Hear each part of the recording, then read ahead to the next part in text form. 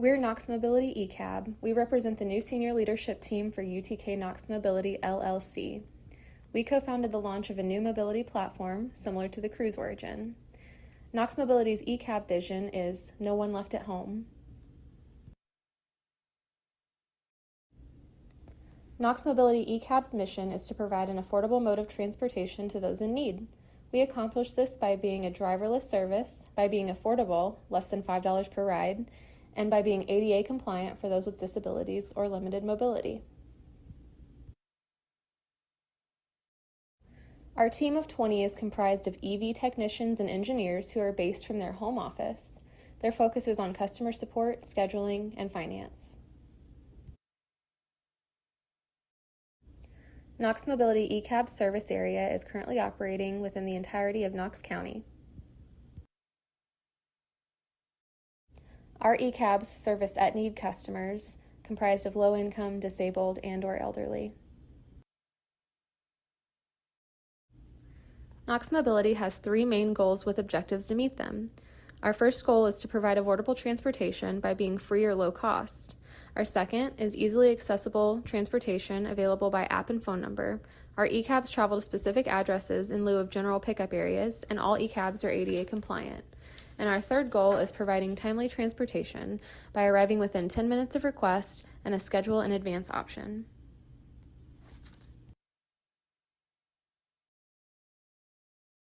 To evaluate the positive and negative aspects of our organization, we conducted a SWOT analysis. We started by identifying our strengths. The first strength that we identified was that our organization is affordable to users. Additionally, there are currently no other driverless vehicles in Knoxville that are used to transport those in need. Therefore, we don't have to compete with other companies. And with our driverless vehicles, there's no need to hire drivers. We identified weaknesses of our organization as being that we have limited funds, which could result in having to turn away customers if we are fully booked. Elders may not know how to use the app to book a ride, and there are potential liabilities with transporting elders and disabled clients due to their vulnerable nature. Additionally, there are risks such as taking clients to the wrong location or clients not being able to locate the vehicle on their return route. In addition to these internal evaluations of our organization, we also conducted an external analysis. We started by assessing potential opportunities for our organization. We see potential for expanding our services to reach those in need in other counties. We also feel that we are at an advantage when it comes to building trust with clients because we are a nonprofit and we are trying to improve their lives without other motives. We could partner with the University of Tennessee for additional research and development, and if our concept is successful, we could expand to other cities.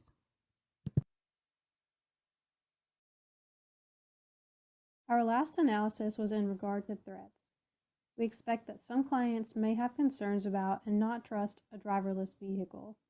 We must also consider that existing public transportation may be working to reach the same population and therefore should be considered a competitor. Another concern is that in the future, there could be other self-driving taxi services that could threaten our organization.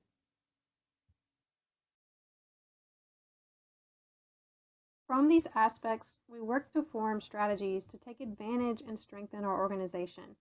We began by forming SO strategies, or strategies that use strengths to take advantage of our opportunities. We found that since we currently don't have to compete with other companies, we have more flexibility for expanding to other counties and cities. We also identified that partnering with the University of Tennessee for research and development will allow us to keep our prices low because we won't need to pay additional research and development employees. After looking at our SO strategies, we moved on to our WO strategies, or ways to take advantage of our opportunities by overcoming weaknesses. The main strategy that we identified here was that by partnering with the University of Tennessee, we may be able to obtain additional funds such as grants. Additionally, with the opportunity to build trust with clients, due to being a nonprofit, we may be able to improve our methods of communication with elders and overcome the weaknesses of them potentially not being able to use an app. The next strategies that we formed were ST strategies, or methods for using our strengths to avoid threats. Since we don't need to hire drivers, we may be able to provide a greater sense of safety to vulnerable populations, despite the potential for clients to question a driverless vehicle.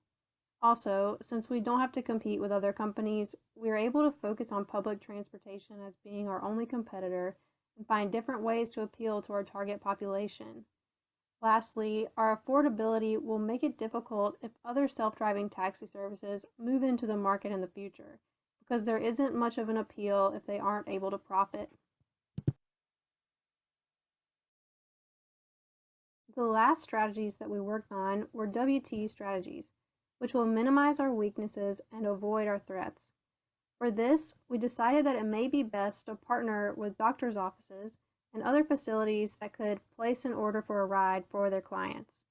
We feel that this will reduce the likelihood of users being brought to the wrong locations, it will eliminate the need for using the app, and it is a feature that public transportation doesn't offer. We will now consider the corporate level strategy for Knox Mobility's eCab service. Our mission is to provide affordable transportation to those in need. We intend to launch this service in Knox County and then grow it to communities throughout the Southeast. We will be operating as a nonprofit organization, which will allow us to secure public funds and corporate sponsors to help subsidize the ride costs.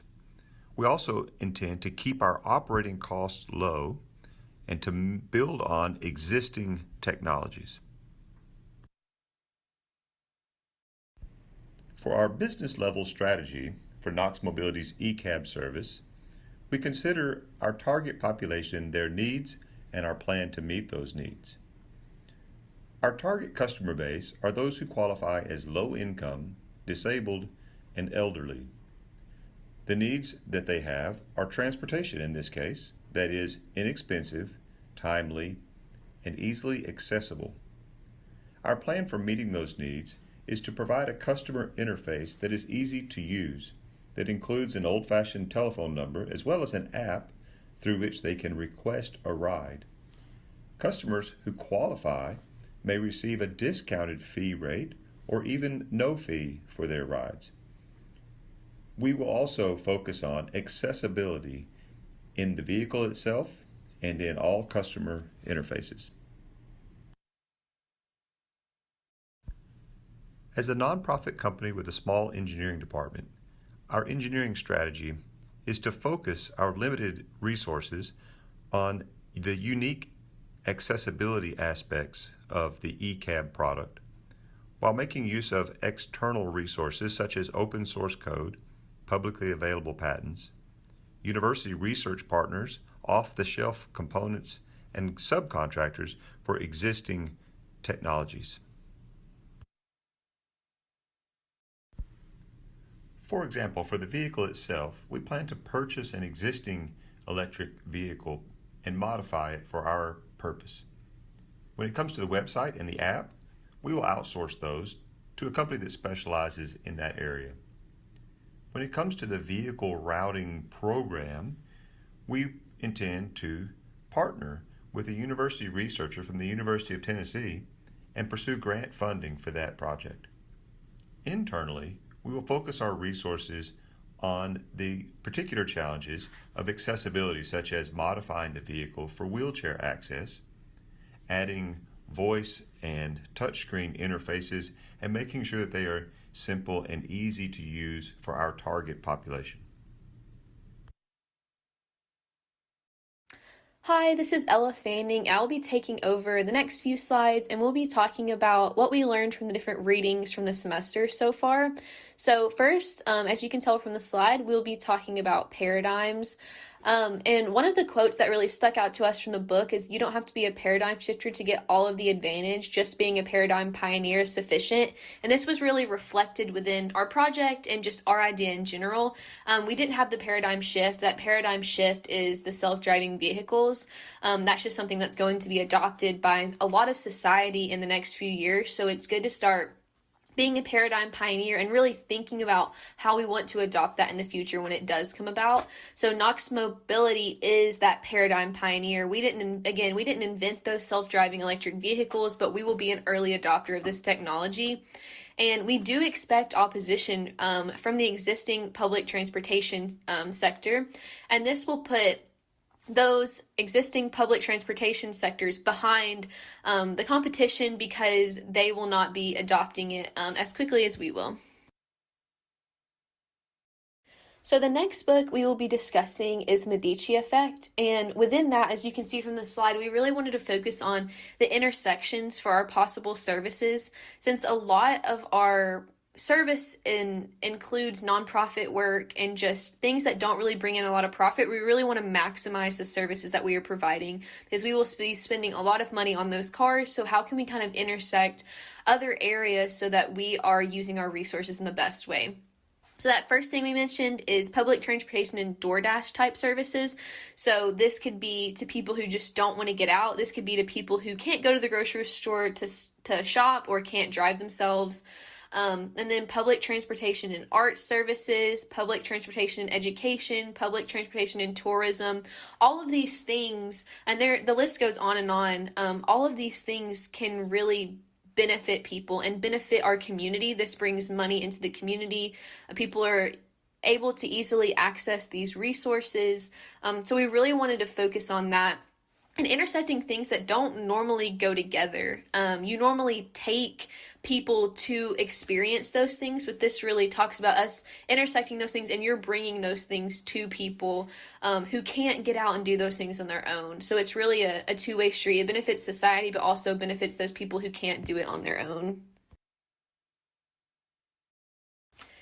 Innovator's Dilemma really was the idea of how will these technological changes disrupt society. And this was a two-edged sword for our project specifically, because a huge part of our project is helping the elderly, and we recognize that this technological change will be hard for those people who haven't been super involved with technology and are kind of late to the game with that because that was such a large change for them growing up. So how do we stay ahead of that curve and help them to learn to trust this new system before it's implemented? And we recognize that is a challenge for some people, and it is hard to trust a self-driving car, and we recognize that. But how do we go ahead and start representing that model to society? And then for our benefit, existing public transportation models are unlikely to embrace that driverless technology because the public transportation now is with trains, buses, vans, things that are much larger and can cause a lot more damage or have a lot more people on it. And it's much harder to really sustain those things. And so that's both a benefit and kind of a hard thing for us. But if we stay ahead of the curve, then we can really tackle that. Lastly, these were our learnings from HBR, and this is a much larger section. As you can tell, there was a lot more detail in this. So our first was to define extreme but plausible scenarios. We realized that we can, due to a pandemic is what we just experienced, and you're only able to transport a few people at a time, and that requires a lot more sanitation and care between those different people coming in, and if you don't have someone manning the car, that can be very difficult. And then the vehicle could also experience cyber attack and be shut down while people are in transport or between people or whatever. And then the second was to identify strategic hedges and options. So we want to develop protective shields and employ cybersecurity. That's a huge part for sure, just for the safety of the people, the cars, everyone. And so then third, run experiments before locking in investment. So this is a huge thing. In order to build trust with our clients, we want to test them and show evidence for how this will work, that it is safe. We don't just want to throw people in. So we definitely want to run those test runs on a very small population and hopefully like a younger population who already kind of trust that idea. And then fourth, identify trigger points, signposts, and metrics. We want to track the population of public transportation. And then make sure that we are recognizing what population really needs this and like where other people are getting their transportation, kind of just that whole thing. And then 5, provide prescriptive surveillance. We want to expand to include other populations based on trigger points. And so we kind of identified 3 different populations that we want to focus on. People in need, elderly people, and disabled people. And so we want to make sure that there aren't other people who need our services that we're not really reaching out to and marketing to.